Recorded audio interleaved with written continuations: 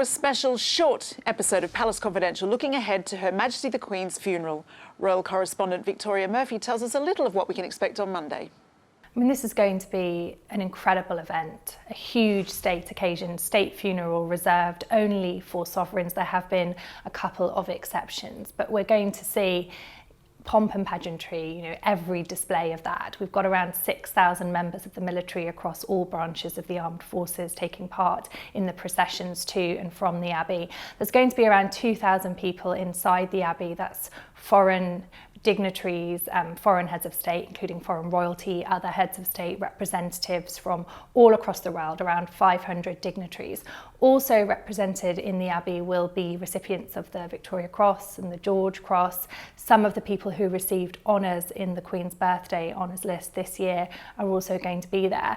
I think the service itself will kind of really reflect all of the Queen's roles. She was head of state, head of the armed forces, supreme governor of the Church of England. Her faith was very important to her.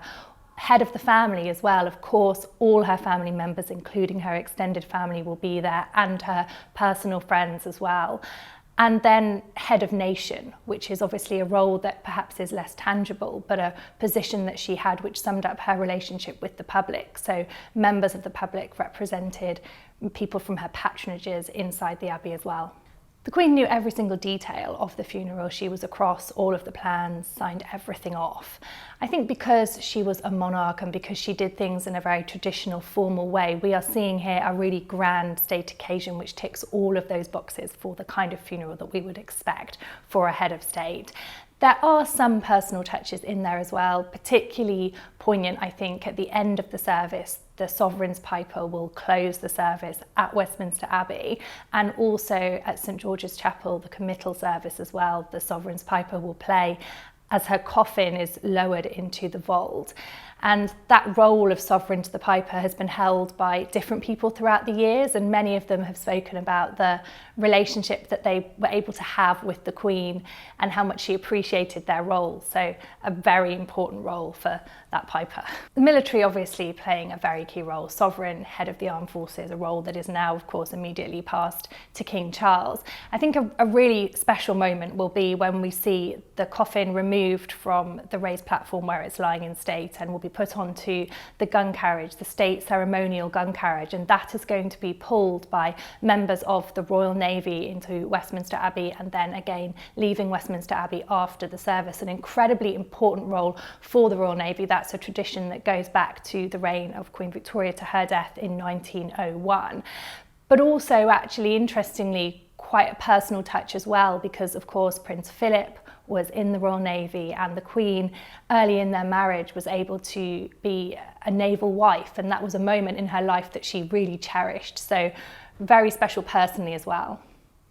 We spoke to historian and broadcaster Dr. Tessa Dunlop about the history of royal funerals. Interestingly, Victoria was the one that decided she wanted it to be military. She said she wanted to be born as a soldier's daughter, and that's when you saw the procession, not boot out, but certainly sideline the judiciary, the lawmakers, the politicians, in preference for the armed forces. And she was also the first monarch to be taken, whose coffin was taken on a gun carriage. I believe it's the same gun carriage that they use today. Interestingly, she lay in state, but the public didn't have access to her in St George's Chapel. The first monarch to lie in state and be visited by the public was Edward VII.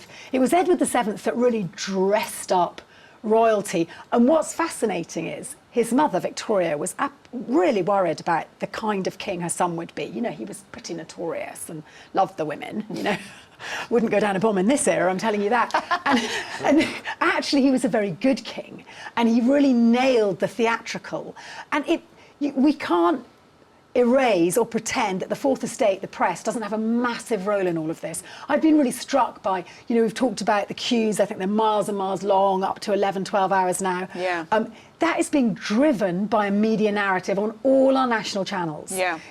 If there isn't a sort of an event, there's going to be one. We're going to, if that makes sense, like which comes first almost. It's fascinating, and people wanting to be part of an historic occasion that is partly historic because it's going to be reflected back at us. In the 19th century, Wellington and Nelson had bigger funerals than the monarchs, and the press was just provincial, and they sold much better if they satirised the very unpopular royal family than if they wrote Jubilee edition.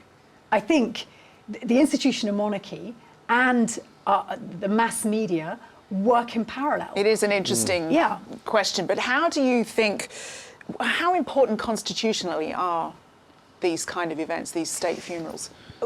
Well, again, the other thing is, if you think about the beginning of the BBC in the 1920s, it was for hearts and minds, partly, wasn't it? It was to educate, the Home Service, the Empire Service.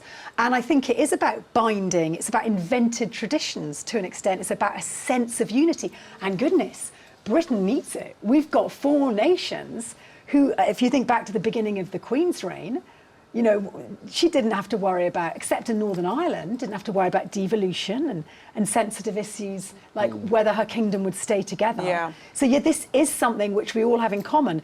I think the majority in all 4 nations are pro maintaining the royal family. And this is therefore something, and it's apolitical. We don't know we do know what some of its politics are, but we pretend we don't know what King Charles's politics are.